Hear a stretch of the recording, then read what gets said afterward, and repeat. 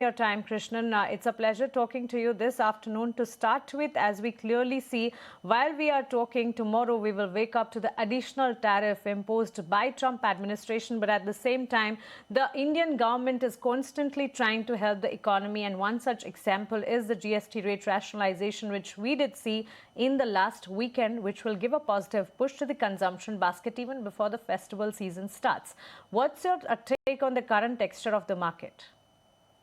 Sure. So when you look at the tariff impact, I feel that it's a bit overhyped because the U.S. merchandise, our exports to U.S. merchandise exports to U.S. is roughly last year. If you look at the numbers, around 90 billion, right, which is less than 1% of our GDP, Indian GDP. And only within that, 55% is subject to this, the reciprocal tariff of 25% and the additional 25% penalty. So the direct impact as such on our GDP growth should be, fairly, tepid, right? I don't think it will cross, directly. You can say it's more than 40 to 50 bips as such. And again, this there could be second order impact. For example, on employment, right? Because some of the affected sectors like textiles, gems, jewelry, even fisheries, etc., they are pretty labor intensive. So there could be second order impact, and of course, it affects our export competitiveness in case these tariffs stay around for a long time, and we don't resolve this with US in the next 1 year. But when you compare this with the consumption, as a percentage of GDP, consumption is 60% of Indian GDP, right? So that, the impact of the tax cut, the income tax cut, which was announced in the last budget, and you also pair that with the GST rate rationalization, which has been talked about. If you consider the impact of it and assuming that translates into, reviving the demand, urban demand, or, the overall demand as such, that should maybe not completely offset, but should partially offset some of the near-term impact of the tariffs, right? So that's our view that, the tariff, that's, it seems, again, the headline numbers, again, this it seems overwhelming, but the 50% seems overwhelming, but the actual impact would be, the direct impact would be very well be contained. Right, point well taken. Hi, Ankur, this side. As you were mentioning about the impact, even the two rating agencies which has given their view on India have also mentioned the same, that there is going to be a limited impact as far as tariffs are concerned. But also, festive season per se starting from tomorrow, Ganesh Chaturthi, you have been in favor of premium consumption theme. Can you throw light on the same? Which are the pockets one should focus considering the tariff impact and the GST announcement which has been made? Yeah, I mean, I think focusing again on when we say premium consumption, maybe you could look at again selective place within autos, right? I think nearly all auto, four-wheeler, OEMs, etc. Over the last 5 years have leaned more towards SUV sales, right? So again, that's become more dominant. So that would be one way. Now, within consumption, obviously, hotels have done really well. I don't think they have been affected by in any which way by the slowdown in urban demand. Both RevPAR and even occupancies have been really good, and they have stayed healthy over the last 2-3 years also.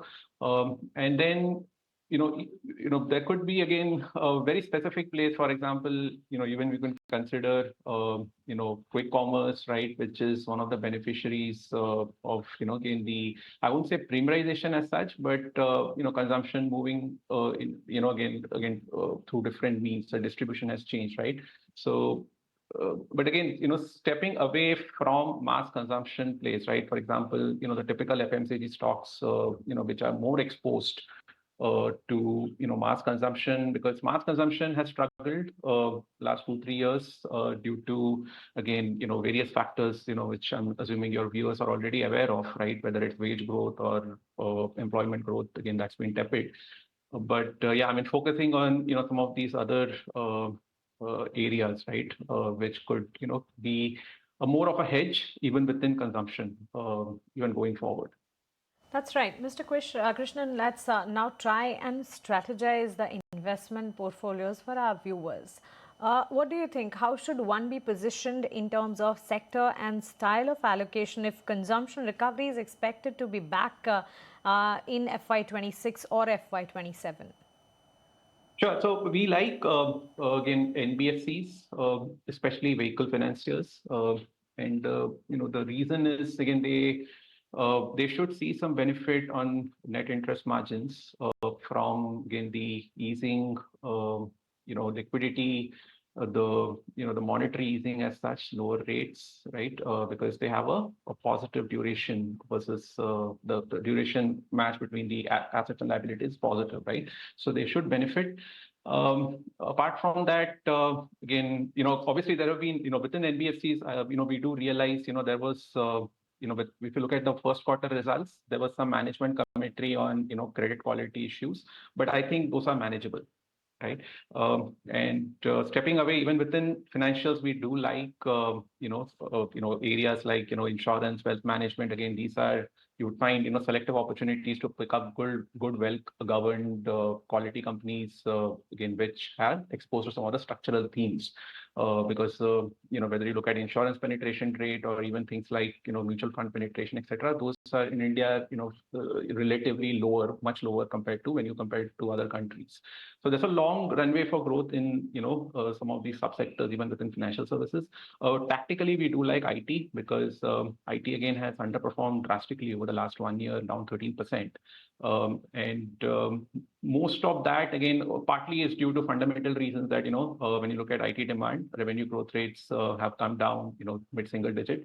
But a lot of it probably has to do with sentiment also because of, there's concern that US macro could, surprise negatively.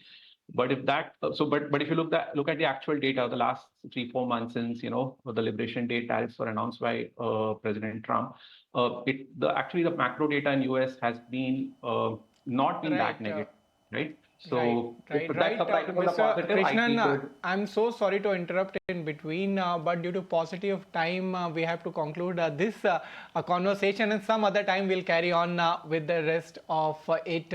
But for now, many thanks for joining at this hour with your views, and it's time to take a very